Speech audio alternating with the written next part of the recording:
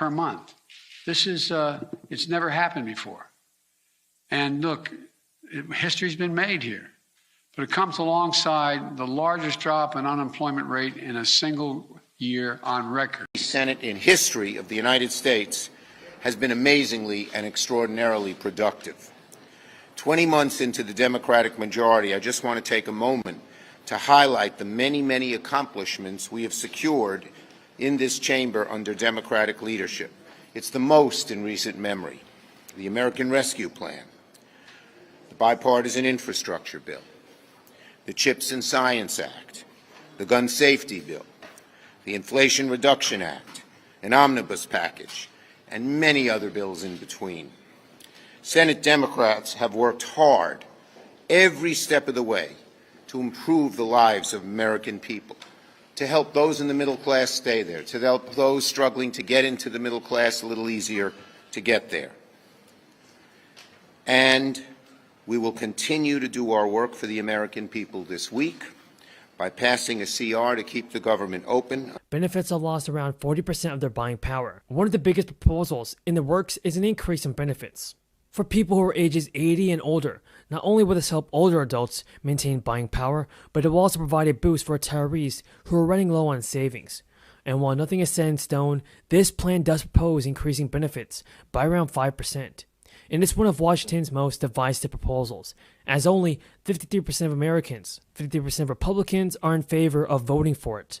So if the Republicans decide to block this stimulus check, that means we won't be getting any stimulus payment if President Biden can't get this past the Republicans. But hopefully everybody he can, because President Biden can definitely send out stimulus checks if he's done it before. Now, the nearly 1.9 million borrowers who paid off their loans during the pause and those who refinanced their student loans during the pause into private loans do not qualify for the automatic stimulus check.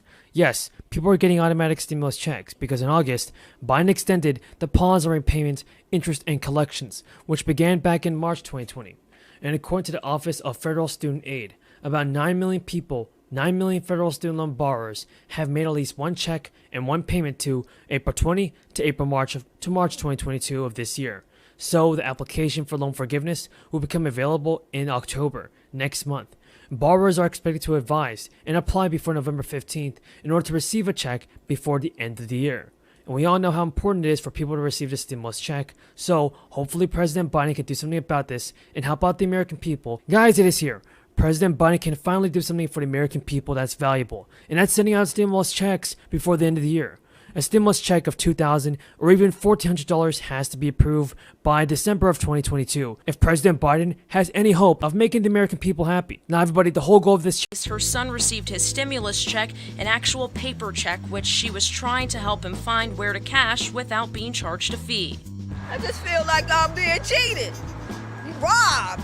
PLS check cashing takes 1% plus $1, meaning only $13 in fees on a $1,200 stimulus check.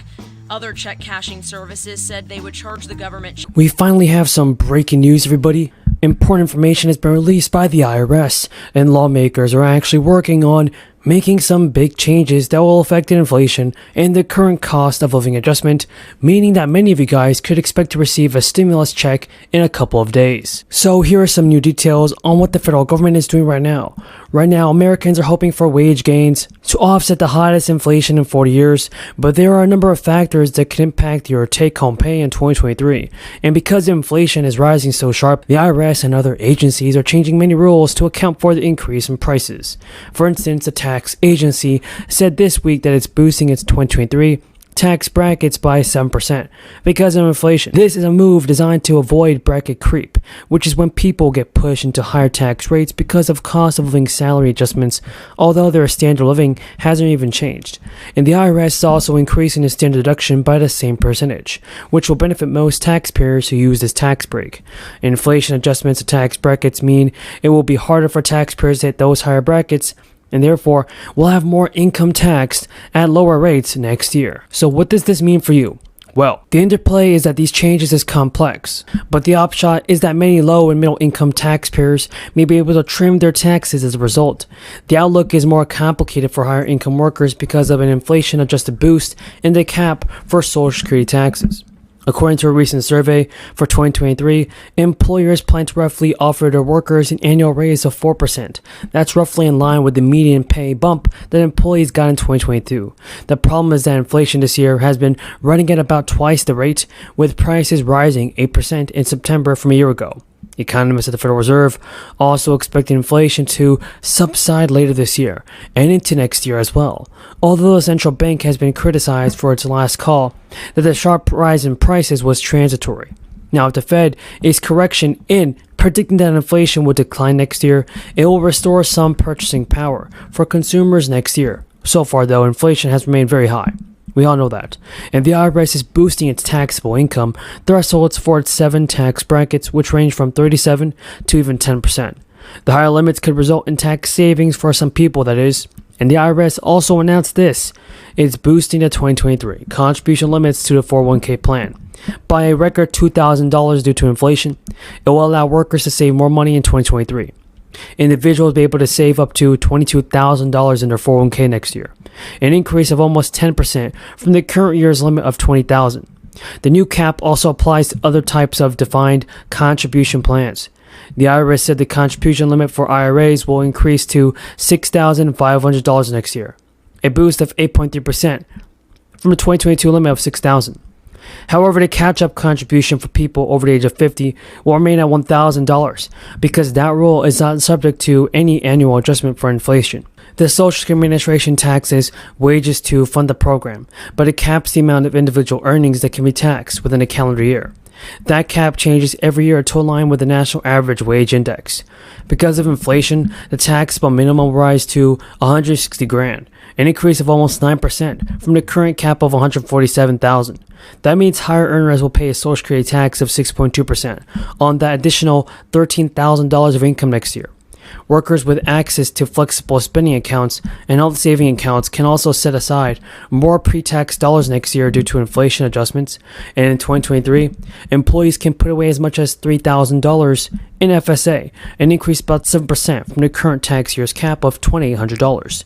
And according to CBS News, everybody, this could give you more tax savings. So hopefully President Biden can do something about this and send out stimulus checks in the coming days, because President Biden definitely has to do something for the American people. Faced down Big Pharma and said, "You will no longer price gouge our seniors. No more." He has done so much more, like safeguard seniors in nursing homes and support the workers who care for them. But I want to focus today on the stronger financial security that netted from this president that he put beneath every senior in Florida. Democrats delivered several laws to make life safer and more secure, but the one history will note is the Inflation Reduction Act. It tackles climate change, the deficit,